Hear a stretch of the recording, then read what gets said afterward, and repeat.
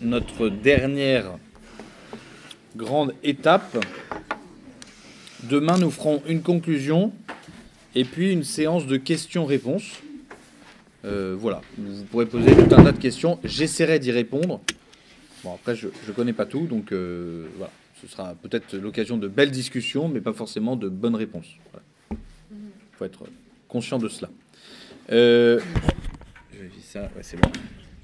Aujourd'hui, nous continuons donc l'exploration de ce monde extraordinaire chrétien, et nous allons nous concentrer sur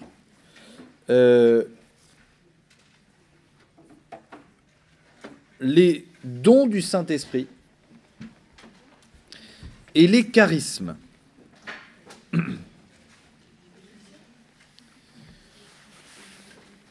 Il faut bien se rendre compte que dans la théologie chrétienne, l'Esprit Saint n'arrive pas seul, dans le sens où il arrive avec plein de cadeaux. Des cadeaux qui ont pour vocation soit d'aider à votre sainteté, soit d'aider à la sainteté des autres. Et c'est la différence fondamentale qui existe entre les dons et les charismes.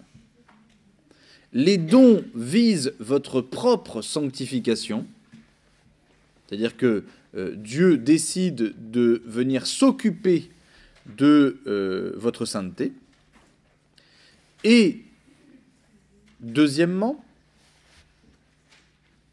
Dieu peut se servir de vous pour l'édification et la sainteté des autres. Et ça, ce sont les charismes. Alors, entendez bien, le mot charisme est d'abord chrétien. On l'utilise dans la langue française, vous voyez, pour dire que quelqu'un est charismatique, dans le sens où il a une sorte d'attraction, une sorte de magnétisme, une sorte de capacité d'éloquence et de rhétorique. Mais ça, c'est un sens dérivé d'un des charismes, on va le voir, hein, un charisme qui s'apparente davantage aux paroles de sagesse et de science. Donc deux cohortes de dons qui ne sont pas forcément livrés ensemble. Quelqu'un qui est profondément saint n'a pas nécessairement des charismes.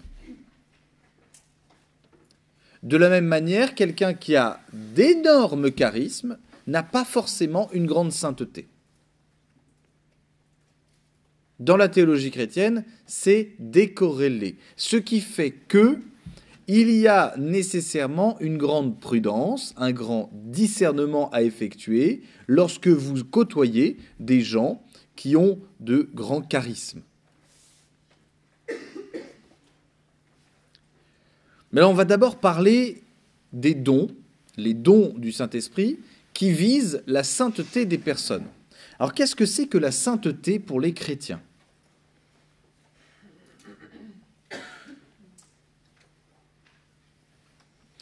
Là, voilà. Bon, c'est la première heure du matin. Il faut qu'on se réveille petit à petit. Alors, allez-y, dites-moi, pour des chrétiens, qu'est-ce que c'est que la sainteté ? Oui.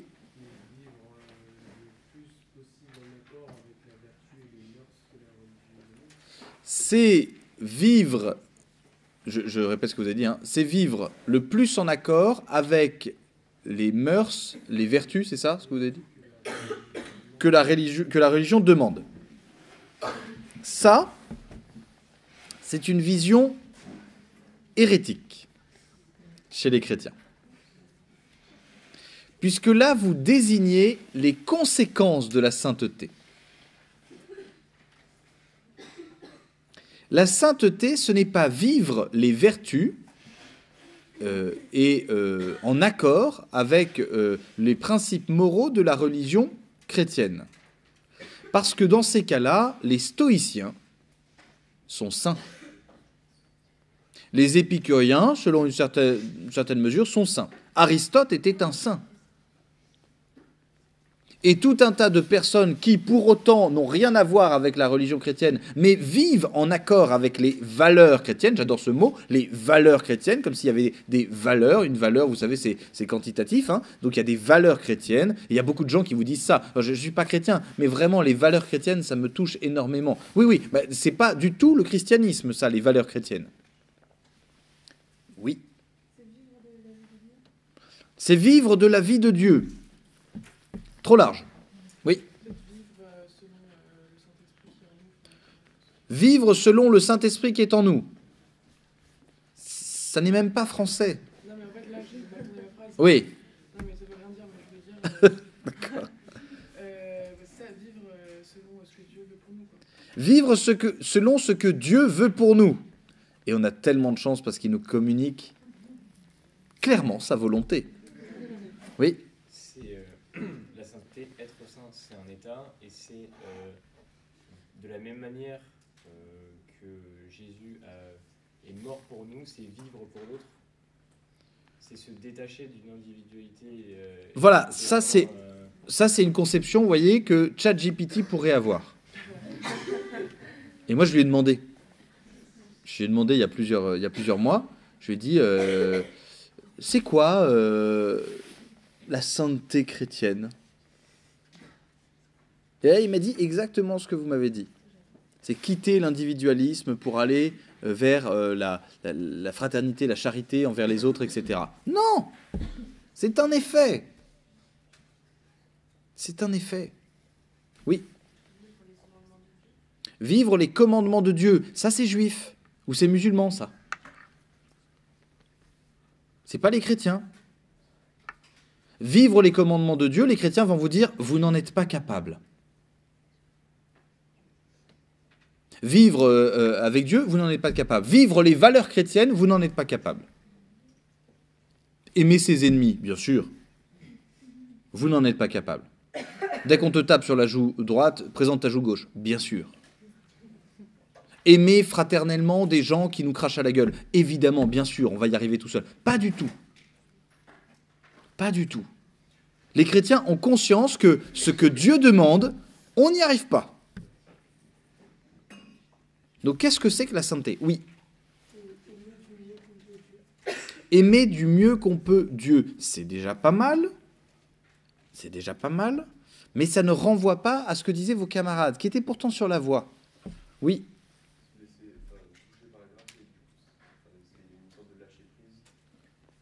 Une sorte de lâcher-prise. Ça fait très peur ce que vous dites.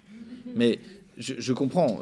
Il y a une sorte de lâcher-prise. Pourquoi? Quel est le fondement de ce lâcher-prise chez les chrétiens? Ça veut dire qu'il y a quoi entre Dieu et l'homme? Une relation.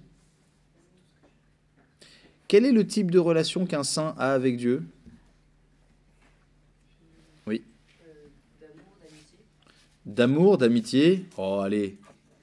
C'était vous, la dame du date. Ah, une relation amoureuse avec Dieu. La sainteté, c'est, pour les chrétiens, vivre une relation. C'est pas du tout amoureuse, hein, parce que évidemment, c'est pas les sentiments amoureux, etc. Bon, voilà, c'est pas ça par rapport à Dieu. Mais la relation amoureuse est ce qui est le plus analogue avec ce que les chrétiens sont appelés à vivre avec Dieu. Dieu se compare à quoi? À un époux avec son épouse. Dieu aime son peuple comme un époux aime son épouse. Comme une maman aime ses enfants, comme un père aime ses enfants. Il n'y a pas plus, on va dire, dans la religion chrétienne, l'amour que Dieu a pour nous et que nous devons avoir envers lui doit être un amour qui dépasse tous les amours terrestres. Alors quand je dis doit, c'est pas du tout doit au sens de devoir. Il n'y a pas d'impératif. C'est quand même débile, vous savez, les chrétiens. Le seul commandement qu'ils ont reçu de la part de Jésus, il y en a eu plusieurs, mais celui où il vous dit « je vous laisse un commandement nouveau », c'est quoi? Ouais. Aimez-vous les uns les autres. genre quand tu commandes à quelqu'un d'aimer, ça y est, il aime. Je vous commande, je vous laisse un commandement, c'est un troll de Jésus, évidemment. Je vous laisse un commandement nouveau, aimez-vous les uns les autres comme je vous ai aimé. Comme je vous ai aimé, il est Dieu. Il est Dieu, donc il aime d'une certaine manière. Donc ça veut dire que, est-ce qu'on en est capable? Eh bien, la sainteté, c'est quoi? C'est de demander à Dieu, et que Dieu le réalise en soi, la capacité d'aimer comme lui aime. Et donc d'aimer Dieu, et d'aimer son prochain, et de s'aimer soi-même. Et de s'aimer soi-même.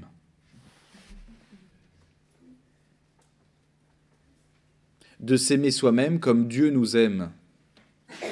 Est-ce que ça, c'est présent chez les chrétiens? Oh là là. Vous savez, moi, les chrétiens, ils me font beaucoup rire, parce qu'ils me disent, vous savez, on a vraiment un premier commandement, c'est aime ton prochain comme toi-même.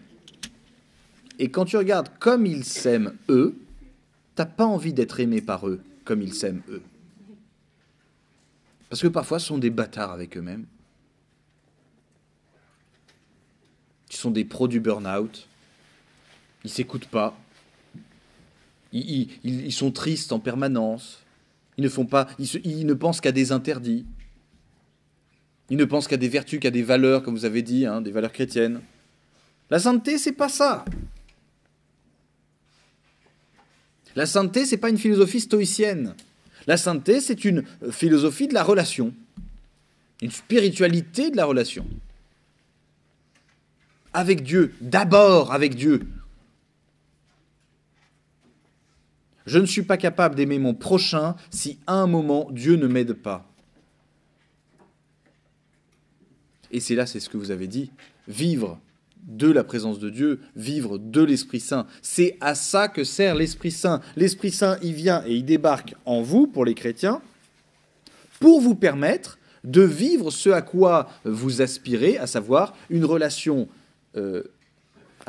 employons le terme que le pape Jean-Paul II employait, une relation sponsale avec Dieu.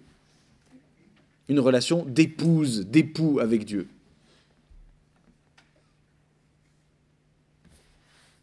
Alors c'est sûr que comme on a plutôt, nous, l'expérience de relations amoureuses foireuses, on a du mal à se représenter que ça puisse être si bien que ça. Mais l'amour de Dieu, c'est un amour qui est particulier dans le sens où il est ce que devrait être tout amour. Vous voyez, le rôle des parents chrétiens est important pour les chrétiens. Parce que les parents chrétiens vont montrer à l'enfant quelle est la première expérience de l'amour. Vous avez un père qui est un connard, ou une mère qui est absolument insupportable. Je sais pas pourquoi, non, une connasse, voilà. Je sais pas pourquoi je suis plus gentil avec la mère qu'avec le père. Ça doit être parce que... Ouais, non, bref, on s'en fout. Ce genre de choses va atténuer votre relationnel avec Dieu. Dieu se présentant comme un père, vous allez faire non. Dieu se présentant comme ayant les entrailles d'une mère avec son amour miséricordieux, vous allez faire non. Non. Si vous êtes divorcé, si vous étiez avec un pervers narcissique, avec une perverse narcissique, et qu'on vous dit Dieu c'est l'époux, Dieu c'est l'épouse, non. Dieu c'est un bon copain, c'est un ami. Alors qu'en réalité, vous voyez, moi ça m'a frappé parce que dès que je suis devenu papa, en fait, quand on m'a mis mon fils dans les bras juste après l'accouchement, je l'ai regardé, parce qu'en plus, nous les mecs, on n'a pas le temps de se faire à l'idée. Vous voyez? Et en plus, si vous êtes philosophe. Voilà. Et là, j'ai regardé mon fils, et j'ai eu l'impression que mon cœur faisait ching, et lui tombait dedans, et que c'était terminé. Je n'aurais pas le choix de l'aimer. Je l'aimerais, c'est tout. C'est tout. Même quand il va me casser les couilles à 4h du matin. Oui, je l'aimerais. Même quand je devrais lui changer la couche, même quand il sera malade, même comme... Je l'aimerais. Et c'est un amour dont personne ne vous prépare à ça. C'est-à-dire que tant que vous ne l'avez pas, tant que vous n'avez pas vos enfants, vous ne pouvez pas comprendre cet amour-là. Et même quand on est enfant, on ne comprend pas que nos parents nous aiment comme ça, ou sont censés nous aimer comme ça. Mais après, je me suis dit, mais attends, dans la religion chrétienne, ils disent que Dieu nous aime comme ça? C'est-à-dire que Dieu, quand il va... Dieu se révèle comme ça, hein. Donc Dieu, quand il va voir quelqu'un qui souffre, il va accourir, il va dire, mais mon petit, mon petit, mon petit, ma petite, je veux pas que tu souffres, je veux pas que tu aies mal, je veux pas que tu sois malheureuse. Je veux te protéger de tous ces méchants qui vont te faire du mal. C'est ça la religion chrétienne. Dieu est un père. Dieu n'est pas un dieu Zeus qui regarde de son trône, vous voyez. Mais on lui dit, mais dans ces cas-là, pourquoi je souffre? Et je peux vous assurer que quand vous êtes un papa et que vous devez gronder vos enfants, mais vous avez le bide qui se retourne. Quand vous savez que vous êtes en train de le gronder pour son bien, mais que vous l'entendez pleurer, pleurer, pleurer, sangloter comme jamais, et vous êtes obligé de compter les secondes. Si vous êtes avec votre femme, là, vous faites « Allez, allez, allez, allez, allez. Au moins 10. Au moins 10. On ne va pas y aller au bout d'une seconde, ça n'aurait aucun sens. » Dieu est pareil pour les chrétiens. Dieu est pareil. C'est-à-dire que sa paternité s'exprime avec tout la... Enfin, c'est comme ça qu'il a voulu se révéler. C'est-à-dire que c'est encore pire pour lui. Ce qui fait qu'il va faire quelque chose d'absurde, c'est qu'il va lui-même s'incarner et il va donner son fils. Ça, tant que vous n'avez pas d'enfant, vous ne comprenez pas. Mais il va donner son fils. Pourquoi? Pour que les hommes soient sauvés. Que vont faire les hommes? Ils vont buter son fils. Mais moi, j'envoie mon fils pour annoncer une bonne nouvelle à des gens. Et ces gens, simplement, le reçoivent pas bien. Mais je débarque ces gens, et puis ça se passe très très très mal. Non, mais là, ce qui se passe, il a annoncé une bonne nouvelle. Qu'est-ce qu'il a fait? Qu'est-ce qui s'est passé? Il s'est fait buter. Et qu'a fait Dieu? Je vais vous frapper la tronche? Non? Qu'a fait le Christ? Père, pardonne-leur. Ils ne savent pas ce qu'ils font. Père, pardonne-leur. Ils sont en train de faire une énorme connerie, mais ils ne savent pas, ils ne savent pas. Et donc, vous voyez que dans la vie chrétienne, dans la sainteté chrétienne, il n'est pas question de quoi? De bien se comporter. Dieu ne nous aime pas parce qu'on se comporte bien. Dieu nous aime et il nous aide à bien nous comporter. Pour qui? Pour nous. Parce que bien se comporter, c'est bien pour nous. Ne pas buter, c'est bien pour nous. Sans blague.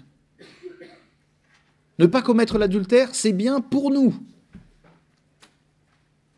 Honorer Dieu, c'est bien pour nous. Aimer Dieu, c'est bien pour nous. Et il ne nous aime pas plus parce qu'on fait ce qui est bien pour nous. Ce serait aberrant. Il va se réjouir, par contre, qu'on soit capable de le faire sans lui. Ou le plus en plus sans lui. Moi, je peux vous assurer, il y a des fiertés quand on est papa qui sont absolument dingues.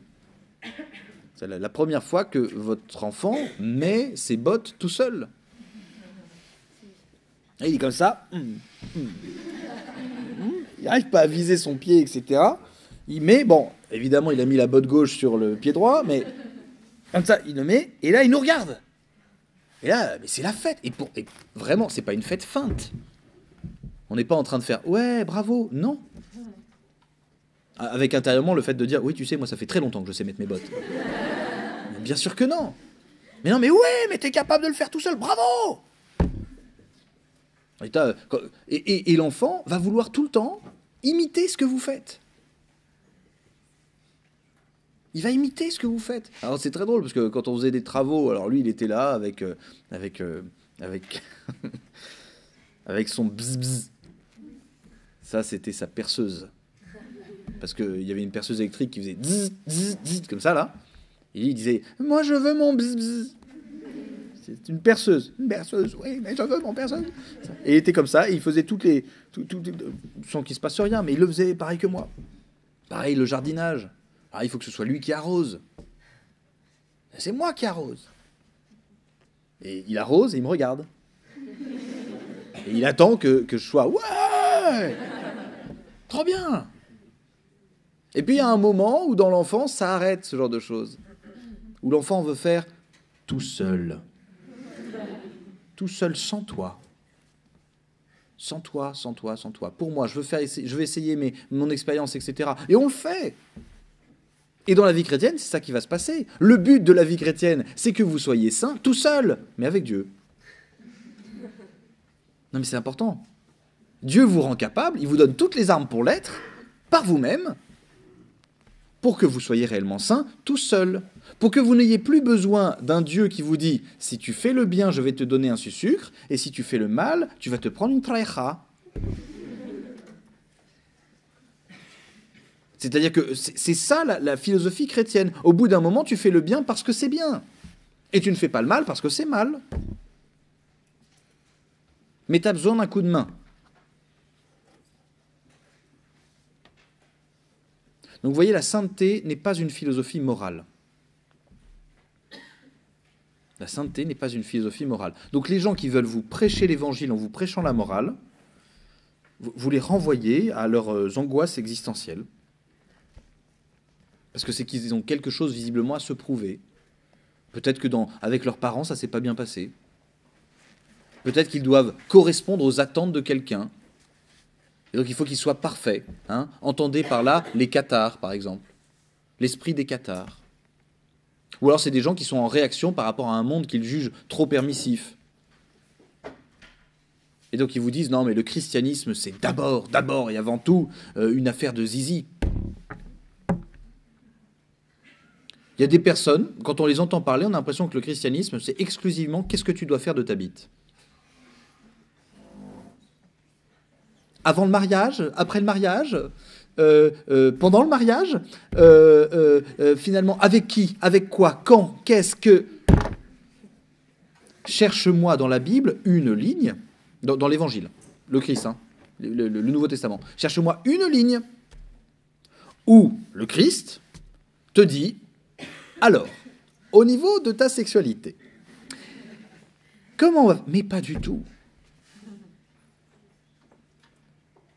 Et c'est pas parce que le monde est ultra hédoniste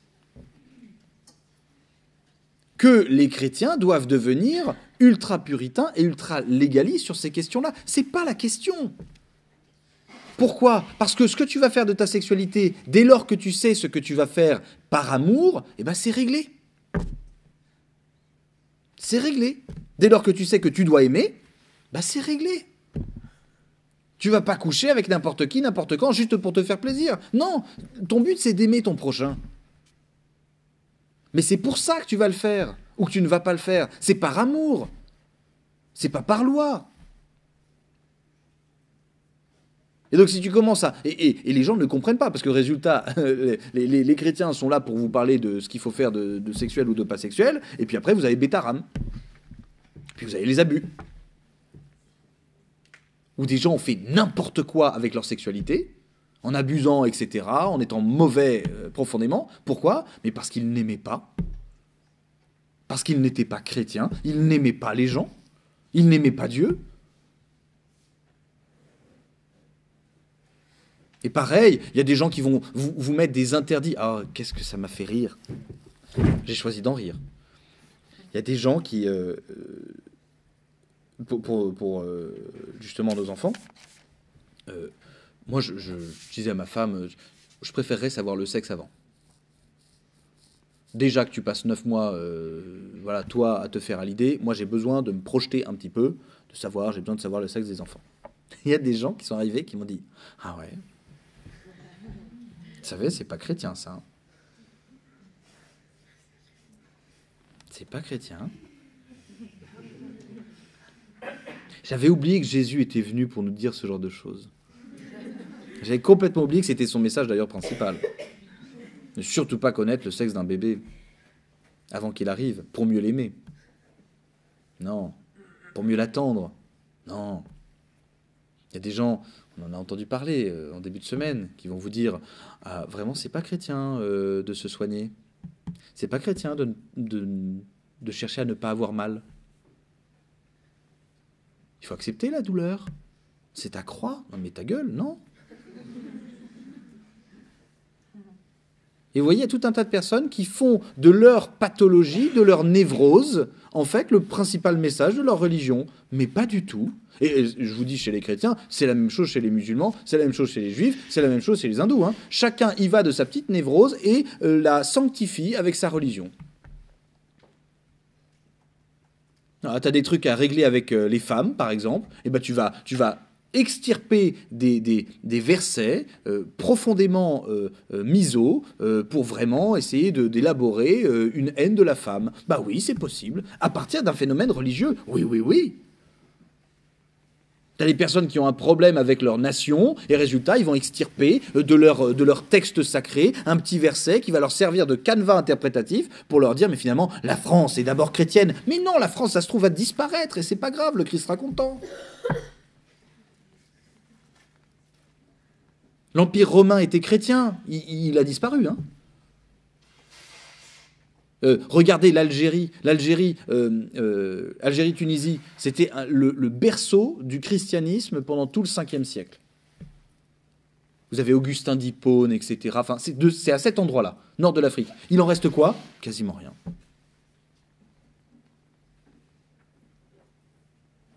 Et les gens vont se servir de prophéties. Et bizarrement, des personnes vont avoir des phénomènes qui vont confirmer leur névrose. Phénomènes extraordinaires qui vont confirmer leur névrose. Des gens qui ont un petit côté maso, et bizarrement, ils vont avoir des visions d'un Christ crucifié qui leur demande de se flageller tous les soirs. Ah bah oui, bah oui. Mais c'est pas ça le christianisme. Le christianisme, c'est d'abord et avant tout se réadapter soi-même à l'amour de Dieu. Dans tout ce que ça va avoir de dur, de difficile. Je vous assure, aimer Dieu, aimer son prochain, s'aimer soi-même, c'est le programme de toute une vie. Pour les chrétiens. Et les saints sont quoi? Sont qui? Sont des personnes qui ont réussi à rentrer dans cette logique-là. J'aime Dieu, j'aime mon prochain, je m'aime moi-même. Avec parfois des accentuations sur l'un des trois. Avec certaines fois où il y a des rechutes à certains endroits. Vous voyez, des personnes qui aiment leur prochain, puis qui, à un moment, pètent un câble et, résultat, insultent quelqu'un. Hop, mais le propre du saint, c'est de faire quoi? C'est de dire « Ah, non, c'est pas ce à quoi je suis appelé. » Des personnes qui arrivaient à s'aimer, à s'accepter, et puis qui, du jour au lendemain, se trouvent désespérés sur eux-mêmes. Eh bien, ils doivent se reprendre. Des personnes qui aimaient Dieu, puis ça se refroidit, ça s'affadit. Et donc vous voyez, la sainteté, pour un chrétien, c'est une réalité donc relationnelle, et qui va devenir proprement existentielle. Et pour cela, il faut que l'Esprit Saint, selon les chrétiens, vienne vous donner des dons. Parce que tout seul, vous n'y arriverez pas. Alors ces dons, ils sont au nombre de 7.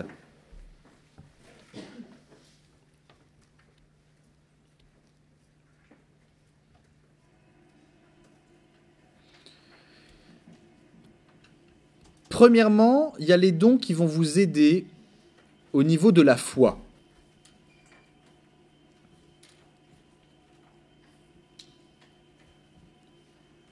Pardon, je vous donne directement les 7, parce que comme ça vous pourrez vous y retrouver. Vous avez science, intelligence, crainte, sagesse, conseil, piété. Et il m'en manque un. Mince. Force, merci, force. Force. Vous voyez comme j'étais fatigué, j'ai marqué don à la place de force. Alors on commence par ceux qui perfectionnent la foi. C'est-à-dire que... Oui, pardon, vous voulez que je redise? Intelligence, science, crainte, sagesse, conseil, piété, force.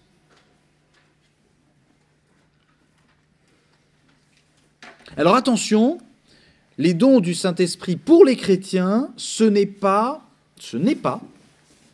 des vertus. Ce ne sont pas des choses que l'on acquiert par répétition d'actes en se perfectionnant. Ce sont des dons. Donc, ce sont des dons, il ne faut pas hésiter à les demander, mais il va falloir comprendre que ce sont des dons qui sont toujours issus de l'amour de Dieu. Et ils sont toujours à comprendre relativement à l'amour de Dieu.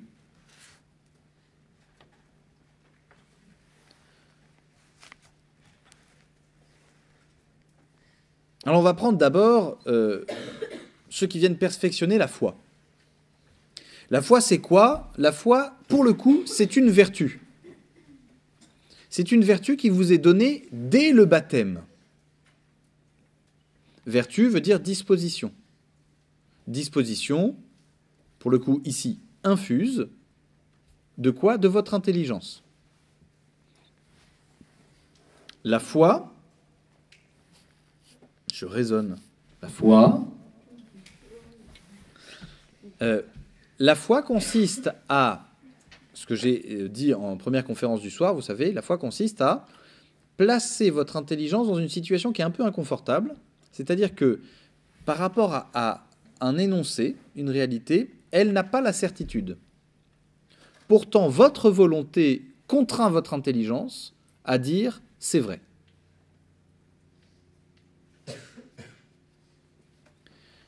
Alors, par exemple, il y a des choses qui sont objets de foi et des choses qui ne sont pas objets de foi. Est-ce que Dieu existe? Ce n'est pas un objet de foi. Parce que votre intelligence peut arriver, en travaillant, c'est-à-dire c'est pas comme ça inné, mais en travaillant, à une certitude sur le fait qu'il existe potentiellement un premier principe, une cause motrice à tout ce qui existe, ou une cause efficiente de tout ce qui est être contingent. En revanche, le fait de considérer que ce Dieu est trinitaire, alors là, il n'y a pas de démonstration. Il n'y a pas de démonstration pour arriver à montrer que Dieu est trinitaire. Donc votre intelligence, face à quelqu'un qui vous dit Dieu est trinitaire, elle peut très bien lui dire oui, autant qu'il peut être dual, autant qu'il peut être 4, autant qu'il peut être 7, autant qu'il peut être tout un tas de nombres, autant qu'il peut être 1. Et là, pour le coup, la foi, c'est elle qui va venir maintenir, ce qu'on dit, maintenir captif l'intelligence dans une proposition. Parfois, il y a des actes de foi à poser. Vous avez parlé de lâcher prise tout à l'heure, un de vos camarades. Il y a des actes de foi à poser, c'est-à-dire que, par exemple, quand on dit que Dieu nous aime et qu'il nous arrive tout un tas de merde dans notre vie, eh bien, il faut arriver à poser un acte volontaire d'intelligence, le fait de dire, malgré tout ce qui m'arrive, je sais que Dieu est capable de faire sortir de toutes ces daubes un bien. Un bien pour moi. Il faut un acte de foi là, pour ça. Une sacrée foi. Alors, résultat, c'est pareil pour, vous savez, ceux qui ont la foi, on va y venir, mais guérir des malades. On voit très bien dans la vie du Christ que le Christ demande la foi à ceux qu'il guérit. Il leur demande quel type de foi. Il leur dit, est-ce que tu crois que je peux te guérir? Est-ce que tu crois? En tant que tel, la réponse logique, Enfin, le Christ me poserait la question à moi, philosophe, la réponse démonstrative aristotélicienne serait de dire non.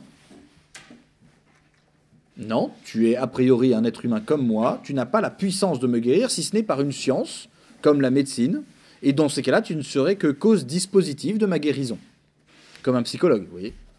Vous ne causerez pas la guérison de vos patients. Ce que vous allez faire, c'est que vous allez disposer petit à petit le patient, et c'est lui-même, par son propre dynamisme naturel, qui va arriver à la guérison. Mais la plupart des personnes qui vont rencontrer Jésus vont commencer à lui dire « Oui, je crois.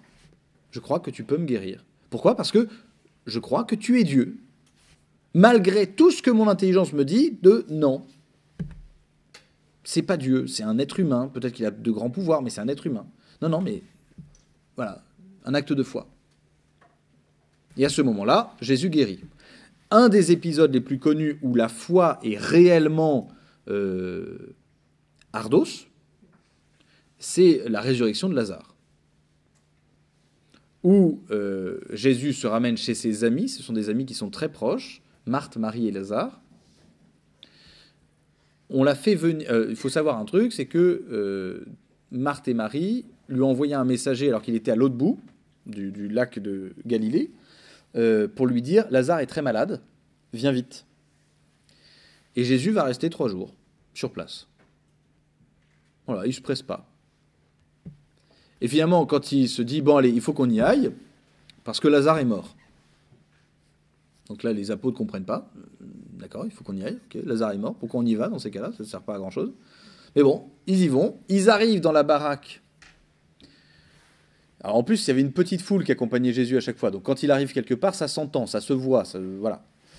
Avant même qu'il rentre dans la baraque, il y a Marthe, la sœur de Lazare, qui arrive et qui lui passe le ronflon de sa vie. Qui dit « Mais si tu avais été là, mon frère ne serait pas mort. » Ça commence comme ça. Donc, il faut imaginer Philippe, à côté de Jésus, qui a dû lui dire un truc du style « Je te l'avais dit. » Voilà. Mais elle enchaîne, Marthe. Elle dit « Mais aujourd'hui encore, je crois que si tu demandes quelque chose à Dieu, il t'écoutera. » Jésus lui répond, ton frère ressuscitera. Marthe, faut pas l'emmerder longtemps, vous voyez, elle a un petit caractère quand même. Elle lui dit, oui, je sais qu'il ressuscitera au dernier jour. Hein, ça fait partie du corpus de notre foi, tu vas rien m'apprendre, il va ressusciter au dernier jour. Jésus lui répond, moi, je suis la résurrection et la vie. Quiconque croit en moi, même s'il meurt, vivra. Ça lui fait une belle jambe à Marthe. Et donc, qu'est-ce qui va se passer ? Marie va débarquer, la sœur de Marthe. Marie, elle, qui écoutait Jésus à ses pieds. Vous savez, qui était toute pénétrée du mystère de Jésus. Et elle, deuxième ronflon. Mais sans l'aspect consolant après, de « mais je crois encore que tu peux faire des trucs ». Là, Marie, elle arrive, elle dit « mon frère ne serait pas mort si tu avais été là ». Et là, la réaction de Jésus, ça va être de pleurer. Rappelez-vous, le père qui voit son petit qui a mal. Et il va leur demander « où l'avez-vous enterré ?» Ils y vont, un petit peu à l'écart. La tradition juive voulait que ce soit dans une roche creusée. Vous voyez, on creusait des tombeaux, on creusait une grotte directement à même la roche, et on faisait en sorte qu'il y ait un petit lit, voilà, et on roulait un énorme caillou devant, d'une part pour éviter que les animaux bouffent le cadavre, et deuxièmement pour éviter que ça sente trop fort. Ils arrivent devant la pierre, là Jésus dit « allez-y, ouvrez la pierre ». Marthe, toujours Marthe, le pratique. Jésus, ça fait 3 jours, il sent déjà. Et je peux vous assurer, pour avoir déjà côtoyé certains cadavres, oui, bien sûr, ce sont mes amis, mais en fait, l'odeur de la mort arrive très très vite. Vous voyez, les thanatopracteurs le savent très bien. Pour préparer un corps, il faut aussi le parfumer, ce genre de choses, parce que ça vient très très vite, parce qu'il y a un phénomène de putréfaction, de liquéfaction qui se fait très très rapidement. Bon, ça sent très fort, voilà. Il dit, allez-y, roulez le truc. Voilà. Donc, on roule la pierre devant Lazare. Là, il faut imaginer que ouverture. Ça, Philippe, toujours à côté, qui dit, oui, il est bien mort, les amis. Il est bien mort. Et donc là, Jésus exulte. Il dit, je te remercie, papa, Abba, mon papounet, je te remercie parce que je sais que tout ce que je te demande, tu vas le faire. C'est de la foi. Là, c'est de la foi. Vous voyez, c'est l'expression d'une foi. Alors pour le Christ, ce n'est pas forcément très juste parce qu'il était en claire vision de ce qu'était Dieu. Mais il donne un exemple de ce que devrait être la foi. Et il dit, Lazare, sors! Et là, il y a un gars qui sort. Mais attendez, ce que vous ne savez pas, c'est que comment on embaumait les gars. C'est-à-dire qu'il y avait un linceul. Qu'est-ce que c'est qu'un linceul? C'est un drap que vous placez d'abord sur le lit, vous placez le cadavre, vous retournez le drap dessus, et ensuite vous attachez à la tête, donc au cou et aux pieds, avec d'autres draps, pour que le drap épouse complètement la forme du corps. Vous mettez des espèces de bandelettes tout autour. Donc il faut imaginer que Lazare, quand il est sorti, je pense qu'en plus, il devait y avoir des petits jurons, vous voyez, des petits... mais qu'est-ce que c'est que ce bordel? Comment ça se fait que je me trouve là-dedans? Vous êtes complètement con, vous m'avez complètement embaumé alors que je n'étais pas crevé, qu'est-ce que c'est que ce truc? Voilà. Et donc, résultat, donc tout le monde, il faut imaginer que Marthe, pouf, comme ça, voilà, à côté, Philippe qui dit, voilà, ben, il n'est pas mort. Je vous l'avais dit qu'il n'était pas mort, c'est bon. Voilà, et voilà. Ça, vous voyez, c'est la manifestation de l'acte de foi. Celui qui va agir au nom du Christ, au nom de Dieu, ne va jamais avoir une certitude intellectuelle du fait que Dieu va l'écouter. Et ce sera très important dans la question des charismes, vous voyez. Contrairement aux dons occultes, par exemple, de guérison, au magnétisme, etc., où la personne ressent ce qu'elle fait. Dans le cas du christianisme, le chrétien n'est que le messager d'une action qui est en train de se dérouler. D'où le fait que lorsque vous parlez on le verra plus tard, mais de charisme de guérison, de don de guérison dans l'Église ou chez les chrétiens, en réalité, c'est réellement un don. Ça ne leur appartient pas et à aucun moment, ils en ont le plein contrôle. Si un jour, Dieu ne veut pas guérir quelqu'un, il ne guérira pas quelqu'un. Vous aurez beau dire « Au nom de Jésus, sois guéri !» Non, ça ne marchera pas. Contrairement à un magnétiseur qui, lui, dès qu'il utilise son art, son talent, eh bien, ça va fonctionner, de toute manière, quel que soit le moment.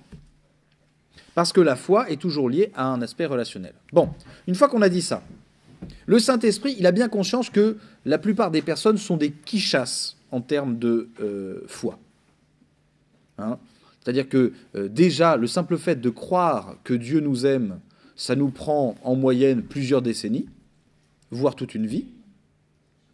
Donc, arriver à croire que Dieu va nous aider dans notre vie, ça, on n'y croit pas tellement. Pour cela, il faut qu'il envoie 2 dons. Il va en envoyer 2. C'est premièrement l'intelligence et la science.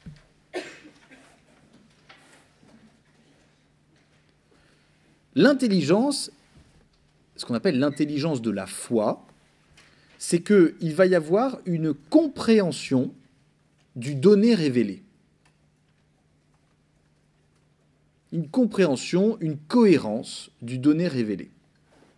Et il y a des personnes, alors qu'elles n'ont pas fait énormément d'études sur la question, elles ont une approche très très cohérente et très simple, vous voyez, du donné révélé, qui leur est donné dans le but de les aider à poser des actes de foi. dans le but de pouvoir être dans cette relation d'amour avec Dieu.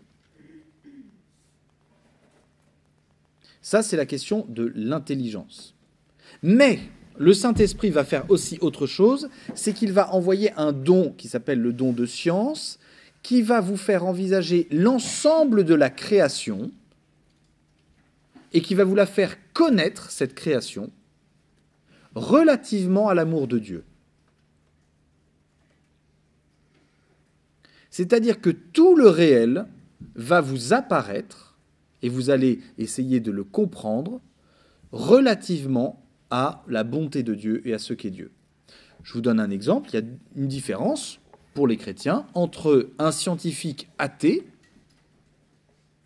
qui, dans sa science, va vouloir acquérir une maîtrise des phénomènes, et un scientifique chrétien qui, dans toute la science qu'il va observer, va voir la perfection de Dieu. Il suffit d'écouter, vous voyez, des médecins, par exemple, évidemment, le médecin qui a découvert un des médecins qui a découvert la trisomie 21, Jérôme Lejeune, indépendamment de tous ses engagements politiques, etc., quand il vous parlait de la médecine, c'était magnifique. Il vous disait, mais regardez une cellule, quelle merveille c'est. Les athées en sont capables de se dire quelle complexité c'est. Mais sauf que, pour Jérôme Lejeune, il disait quelle merveille c'est, Dieu pense ce genre de choses. Regardez, le rapport des chrétiens, alors ça pour moi, c'est révélateur.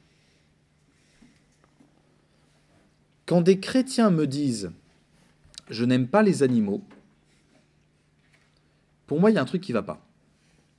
Ça n'est pas possible. Ça n'est pas possible. C'est-à-dire qu'il y a quelque chose qui n'est pas encore bien à l'intérieur d'eux, vous voyez ? Parce que les animaux sont, relativement à la bonté de Dieu, une perfection incroyable. Et vous voyez, quand vous voyez certaines personnes se comporter avec leurs animaux de compagnie, vous avez peur pour leurs enfants. C'est que non, les animaux sont... Et même les animaux qui vous dérangent. Et notamment, il y a un des saints qui était très connu pour avoir ce don de science, c'était François d'Assise. Mais vous voyez, ce n'est pas une science de docte. Un autre qui était, pour le coup, qui avait ce don de science et qui était docte, c'était Albert le Grand. Albert le Grand, il va vous dire, mais moi j'étudie la reproduction des anguilles, véridique, la reproduction des anguilles parce que ça me parle de Dieu. Il a fait tout un traité sur les vautours. Parce que pour lui, il se disait, mais ça nous parle de Dieu. Or, tout seul, par vos propres forces, vous ne pouvez pas arriver à ce regard de foi. Vous voyez, dans la religion chrétienne, c'est ça qui est dit. C'est-à-dire que François d'Assise va par exemple aussi considérer que le loup est son frère, que la lune est sa sœur, que le soleil est son frère, que le feu est son frère, dans la mesure où ils sont créés par Dieu. Alors j'ai vu une vidéo il n'y a pas très longtemps, comment il s'appelle, ce youtubeur qui est génial, qui avait fait un truc sur des canaris, là, il avait reproduit la théorie de l'évolution dans une vidéo, etc. Et je ne sais plus comment il s'appelle, vous l'avez ou pas? Je ne sais plus comment il s'appelle. Non, c'est pas Poisson fécond, non, c'est un truc très court, Tex, je ne sais plus comment il s'appelle, bon bref. Pas Tex du tout, Tex c'est les conférences, TEDx. Ouais. Ego, c'est ça, c'est une vidéo d'Ego, elle est absolument géniale. Et il termine sur un truc, vous voyez, alors lui, je pense pas qu'il soit chrétien, c'est un vulgarisateur, et puis assez connaisseur sur certains faits scientifiques, et il vous fait tout un truc en vous montrant que la théorie de l'évolution, elle nous manifeste que tous les êtres vivants sont cousins, sont frères.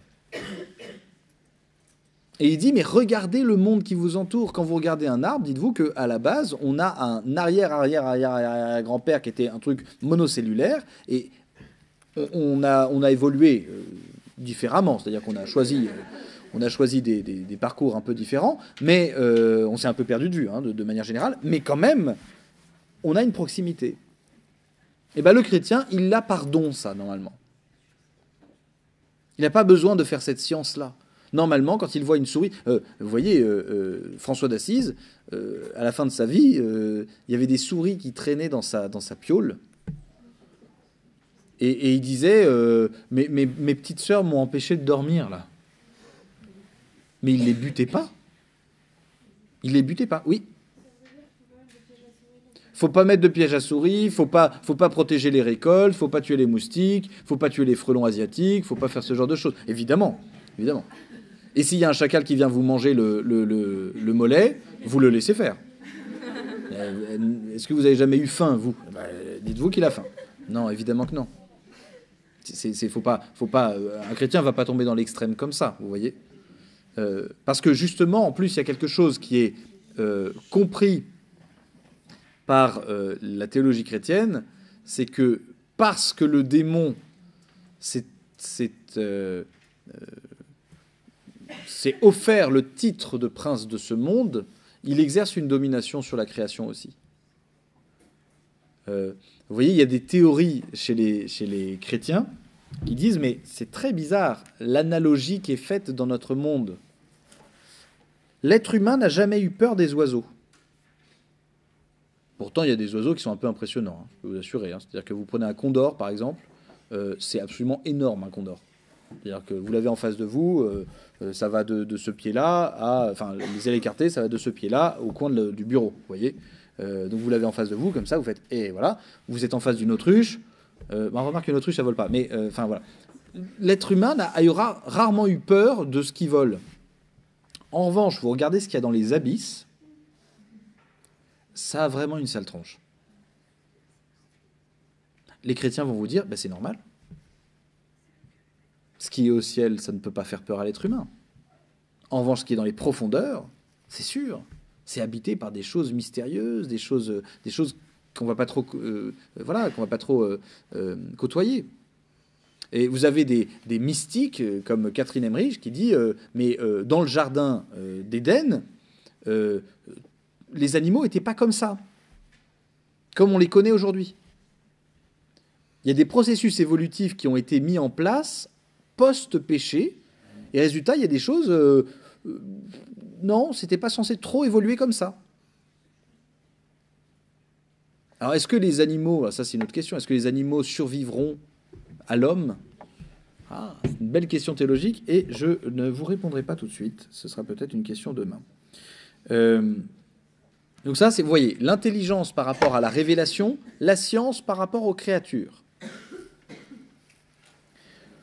Ensuite, il va y avoir un don qui va venir perfectionner l'espérance. Alors l'espérance, qu'est-ce que c'est? L'espérance, c'est une vertu que vous recevez au baptême, comme la foi, qui consiste à faire quoi?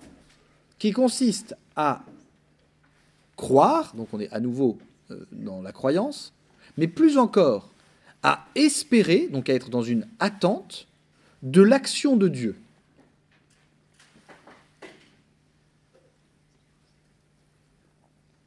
Donc, ce n'est pas à confondre avec l'espoir.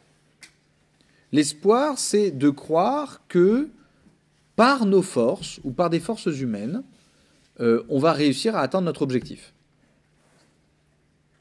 Vous pouvez être parfaitement désespéré et dans l'espérance. C'est-à-dire de dire, par exemple, de toute manière, c'est mort. Voilà. On ne va jamais y arriver.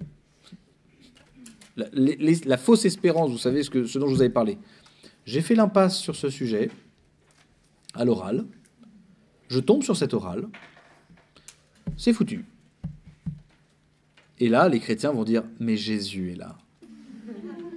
Et donc, je vais essayer. Bon, la plupart du temps, même Jésus te dit, ah, là, t'es dans la merde.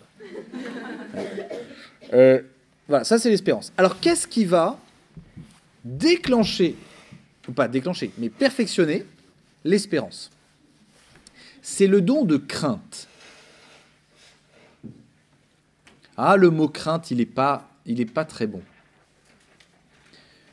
Plutôt, aujourd'hui, on le comprend moins bien parce que nous, occidentaux, le mot crainte signifie exclusivement peur. Alors que dans l'Antiquité, le mot crainte signifie d'abord respect. D'accord ? Quand on dit que des personnes ont la crainte de Dieu, c'est que les personnes ont un respect de ce qu'est Dieu. Ce respect de ce qu'est Dieu ne nous est pas naturel. Il faut que l'Esprit Saint nous le donne. Parce que notre première attitude par rapport à Dieu va être quoi ? Soit de la peur, soit de la présomption. Soit on va avoir peur de cette domination possible que le divin peut exercer sur nous, soit alors on va en avoir rien à foutre et résultat, on va agir comme si Dieu ne pouvait rien faire. Vous voyez, moi je suis toujours frappé de la réaction des chrétiens par rapport au blasphème qui est fait sur leur Dieu. Vous voyez, il y avait une pièce de théâtre qui balançait des excréments sur le visage du Christ, par exemple. Je ne sais plus quand c'était il y a pas mal d'années. Et vous aviez tout un tas de personnes qui, à chaque représentation de cette pièce de théâtre, venaient dire des chapelets devant la pièce de théâtre. Il faut bien comprendre un truc, ceux qui ne sont pas chrétiens, c'est évident qu'ils n'auront pas la crainte de Dieu. En revanche, l'attitude philosophique qu'on doit avoir, c'est le respect de toutes les religions. Ou plutôt, si on veut être vraiment très précis, c'est le respect du sentiment religieux chez la personne. C'est-à-dire que moi, je trouve parfaitement anti-philosophique Charlie Hebdo. Je trouve ça aberrant. C'est-à-dire que les mecs viennent chouiner après parce qu'ils se sont fait attentater, enfin je sais pas, ils se sont pris un attentat dans la gueule. Mais les mecs sont pas prudents. Ils touchent à quelque chose qui est sacré pour certaines personnes et qui ne sont pas chrétiens. Parce que les chrétiens, quand on touche à ce qui est sacré, les chrétiens, il a le don de crainte. Donc il sait très bien que Dieu ne veut pas qu'on vienne tabasser les gens qui lui manquent de respect, sinon Dieu le ferait lui-même. Vous voyez, Dieu est Dieu. Il y a un moment, tu lui manques de respect, bon, il te fait comprendre. Oh, il y a une vidéo tellement géniale. Vous voyez, qui va contre le don de crainte.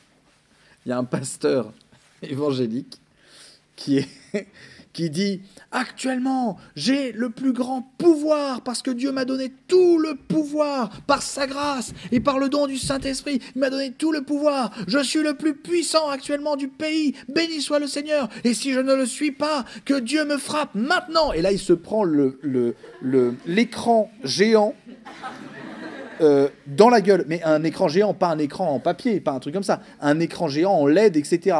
Peu comme ça. Mais au moment où il le fait, vous voyez, il y a un côté drôle. Pareil, c'est triste, hein, mais une humoriste américaine qui commence à se foutre de la gueule de Dieu sur scène et qui fait un AVC au moment où elle le fait. Ça provoque quoi ? De la peur. Ça provoque de la peur. Mais ce n'est pas la première fois que ça arrive. Vous voyez, Néron, lui, il se prend pour un dieu. Et il y a un moment, non mais Néron, bon bref. Il prend une harpe, parce qu'il dit qu'il est la réincarnation d'Apollon. Et en gros, il se met à son balcon et il demande à toute la population de l'adorer, comme étant Apollon. Parce qu'il se prenait pour un poète en plus. Voilà.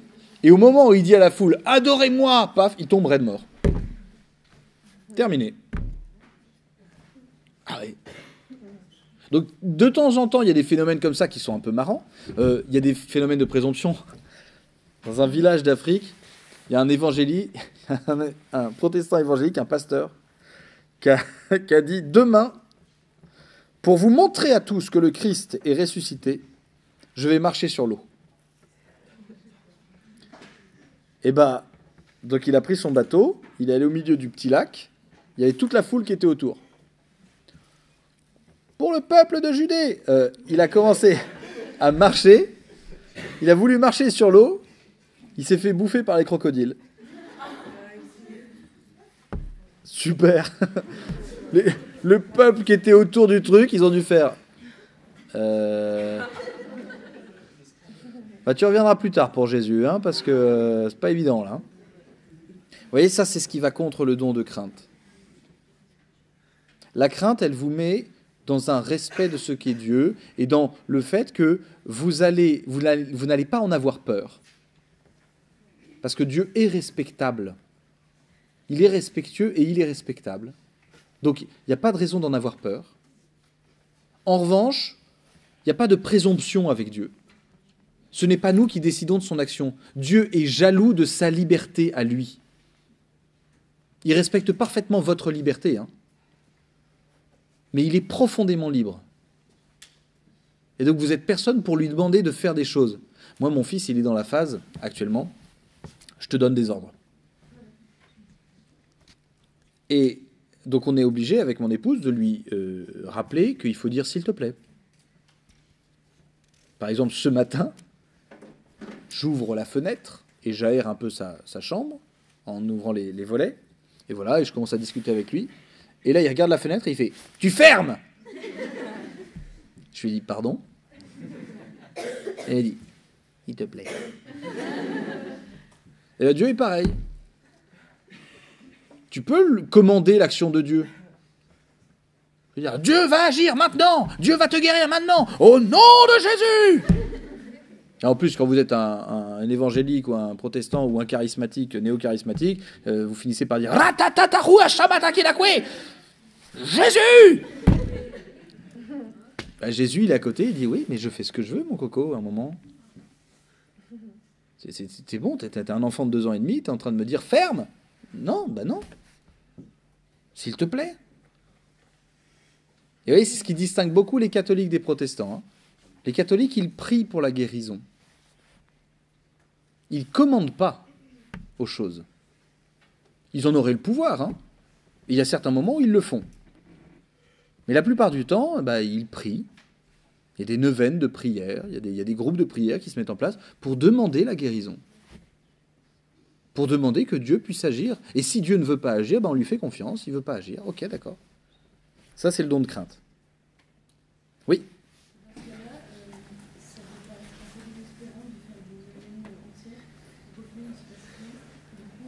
Est-ce qu'on ne voit pas la cause, on ne voit pas l'effet? Est-ce qu'on peut se dire que la prière, en soi, elle aurait pu servir à rien? Alors, ouais, est-ce que si jamais on prie et qu'il n'y a pas d'effet, ben en fait, est-ce qu'on a prié pour rien? La foi, non plus l'espérance, mais la foi va vous dire non. Vous n'avez pas prié pour rien. Vous ne connaissez pas les effets dans la mesure où vous avez demandé un effet très spécifique. Mais en fait, Dieu va vous dire, mais j'entends ce que tu veux. Tu veux son bien à cette personne. Tu veux son bien. Eh ben, je vais lui donner son bien.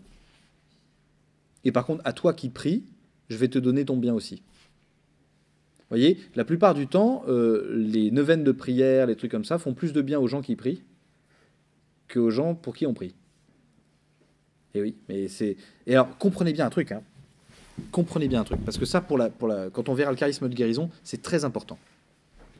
Pour un chrétien, cette vie, ici, n'est pas la vie voulue par Dieu. D'accord ?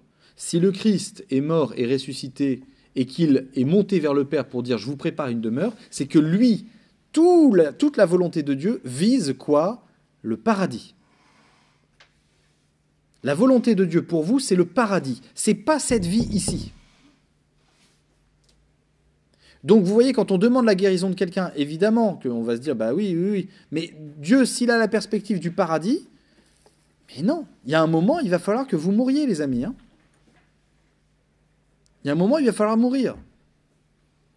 Alors ce qu'on peut souhaiter, c'est que cette mort soit le moins souffrant possible, que cette mort soit qu'il y ait un temps de vie qui puisse être vécu, vous voyez.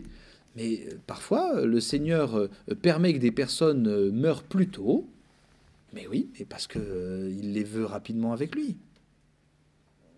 C'est ça sa volonté. Il y a des gens, vous lisez Saint Paul, il dit « Moi, j'aimerais bien partir là. Parce que j'en ai ras-le-bol. » J'en ai marre de cette vie. Parce que, bon, il faut savoir un truc, c'est que Saint Paul, à chaque fois qu'il débarquait dans une ville, ça finissait mal. Ça commençait toujours très très bien. C'est-à-dire, voilà, des conversions, voilà, des miracles, des machins, des trucs comme ça. Et puis après, il se faisait tabasser à coups de bâton, puis lapidé, puis mis en prison, puis flagellé, puis machin. Comme ça. Et au bout d'un moment, il écrit dans une lettre, je commence à en avoir marre, là, un petit peu de cette vie-là. Et il dit, mais pour vous,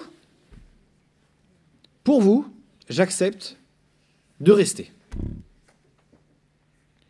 Parce qu'il pouvait très bien demander peut-être au bon Dieu de dire, bon allez, maintenant, ça suffit. On arrête. J'ai fait ma mission, là, c'est bon. J'ai annoncé, maintenant, les gens se débrouillent, quoi. Et il faut bien se rendre compte qu'il y a des personnes... Alors, là où c'est scandaleux, là où c'est hyper dur, même pour les chrétiens, hein, c'est vraiment très difficile, c'est quand vous avez des enfants qui meurent. Quand vous avez des parents qui meurent trop tôt alors que leurs enfants sont en bas âge. Et là, vous vous dites, oh, c'est raide, qu'est-ce que c'est que ce truc ? Et là, vous voyez, ça consiste dans de véritables épreuves de foi. Mais en tant que tel, le chrétien ne vise pas cette vie ici. C'est pour ça que, regardez, l'Église n'a jamais dit que le royaume de Dieu allait arriver sur terre. Ça, ce sont des hérésies qui pensent que politiquement, on va pouvoir mettre en place le royaume de Dieu. Non, non, non, non, l'homme est pécheur.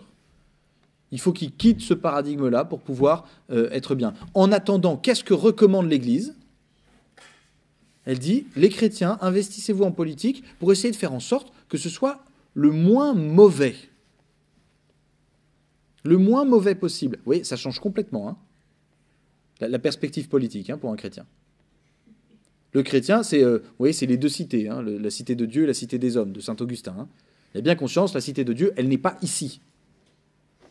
Elle est ici en puissance, mais elle n'est pas ici actuellement. Actuellement, c'est la cité des hommes. Bon, qu'est-ce qu'il faut faire ? Il faut faire en sorte, et regardez, je crois que c'est pour une des prières du vendredi saint, où l'Église prie pour la paix dans le monde.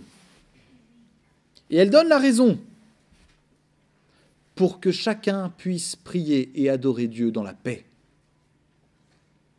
C'est ça la raison de la paix, vous voyez ? C'est pas pour faire de la thune.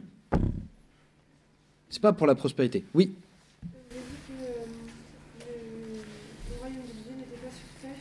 On a parlé hier de la résurrection des corps. Ouais. Donc ça veut dire que s'il y a des corps, il y a un lieu. Ouais. Et donc, quel est ce lieu ? Ah bah c'est la création nouvelle. Ça, je vous invite à lire Saint Paul, je vous invite à lire toute la création. J'ai mis dans l'attente de l'avènement des fils de l'homme. Enfin, plus exactement, est-ce qu'il va falloir que...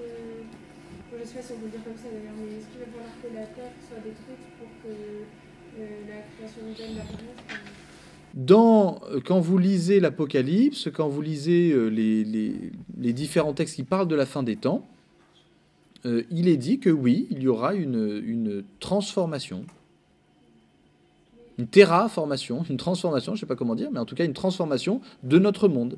Mais donc c'est une transformation et pas une création nouvelle, parce que je pensais que tout avait été créé dans le moment de la création, comme la... Ah si, ce sera une création nouvelle. Ce sera une création nouvelle. Et ce qui fait dire d'ailleurs à beaucoup de théologiens, il y aura des animaux, il y aura des plantes, il y aura des arbres, etc. Ça, de toute manière. Mais donc s'il y a des corps, il y a un lieu, et Ouais. est-ce qu'il y a un temps ? Il y aura un temps, mais comme le temps des anges. Un temps avec un début, mais pas de fin. Mais évidemment qu'il y aura un temps. Enfin, je veux dire, vos corps sont vraiment des corps. C'est pas des esprits qui prennent l'apparence de corps, vous voyez. Mais on conçoit les temps comme... Comme le mouvement. Oui, c'est ça. Donc en fait, s'il y a du mouvement, c'est il y a la...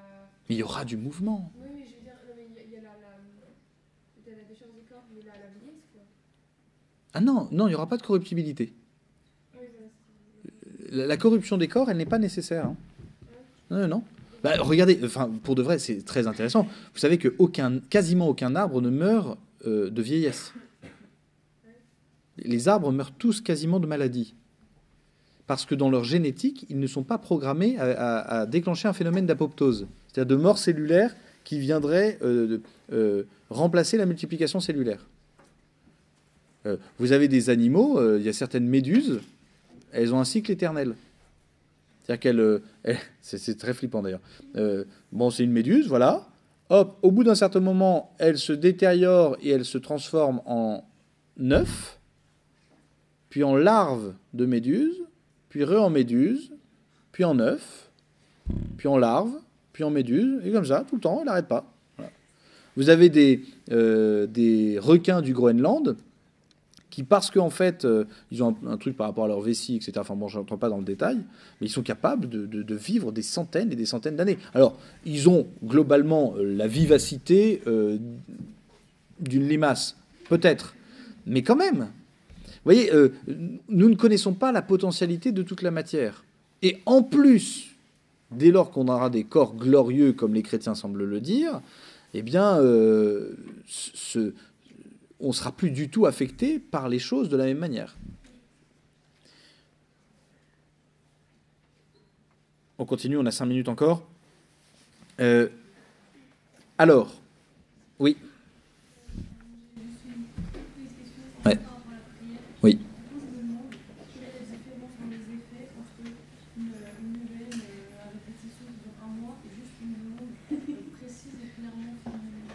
Dans les faits, aucun. Pardon, dans le résultat de la prière, aucun.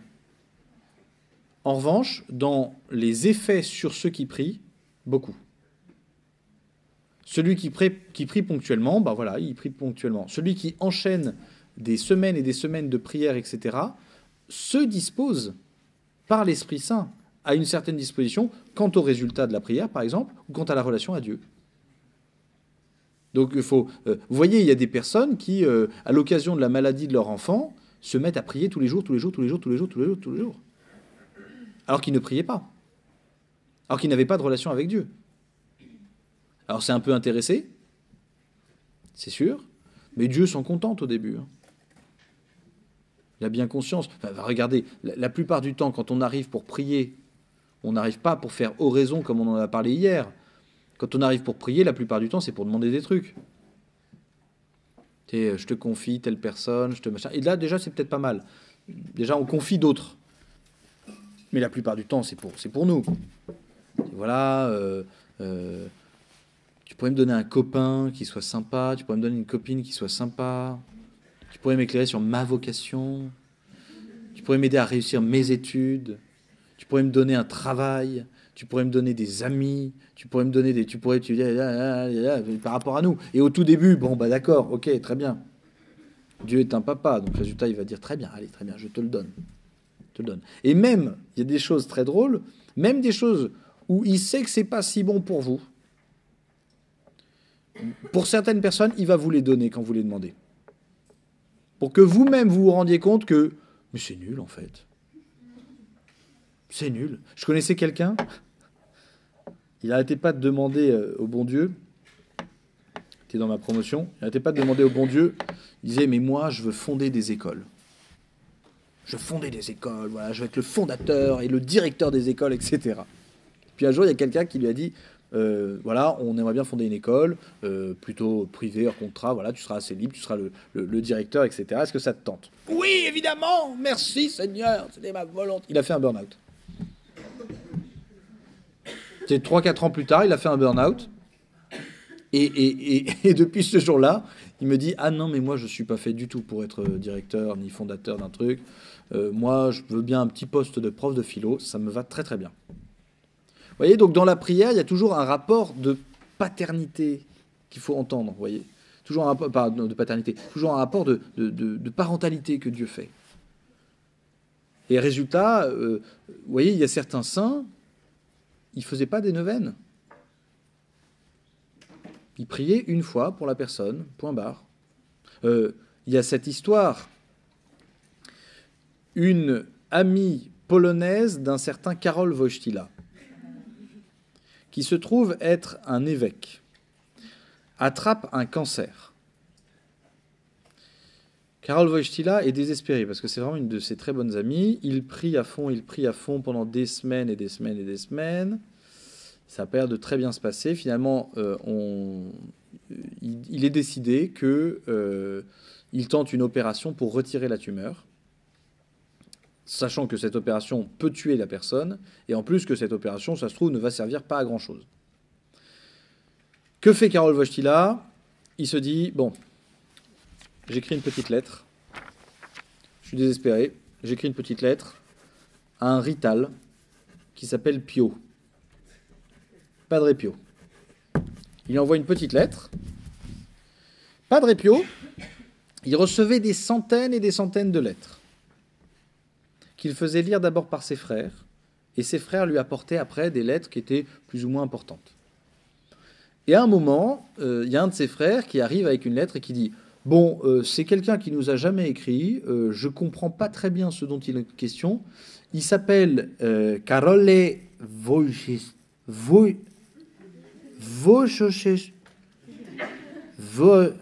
C'est un Polonais. » Et voilà. Padre Pio lui dit « Ah, à lui, je ne peux rien refuser. » Il prend la lettre, il va dans la chapelle, 5 minutes après, il revient. L'opération se passe, l'opération commence, ils endorment la madame, et au moment où ils vont ouvrir, il y a quelque chose qui tombe du lit. Splutch. Et là, le chirurgien dit « Attendez, c'est quoi ça ?» Et il récupère le truc, et il se trouve que c'était la tumeur.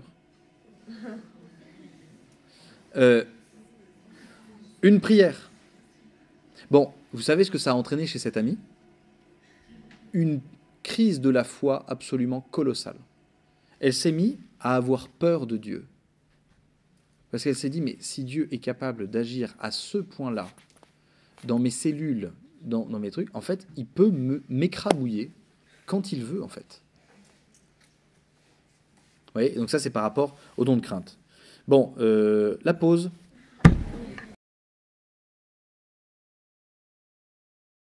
Abonne-toi Fripounet, hisse la grande voile, pirate de la pensée, abonne-toi à FMP.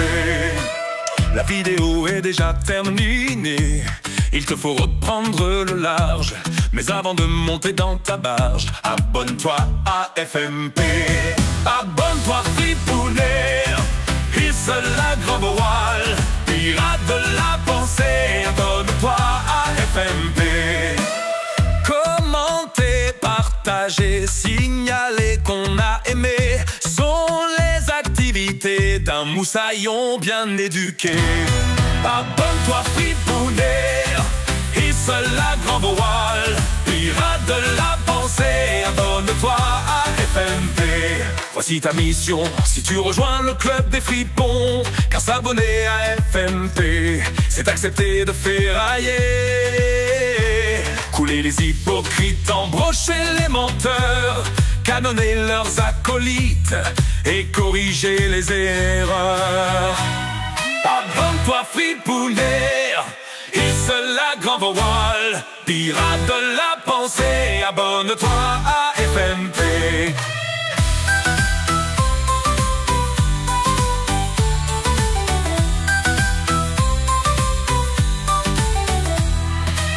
La vidéo est déjà terminée, il te faut reprendre le large, mais avant de monter dans ta barge, abonne-toi à FMP.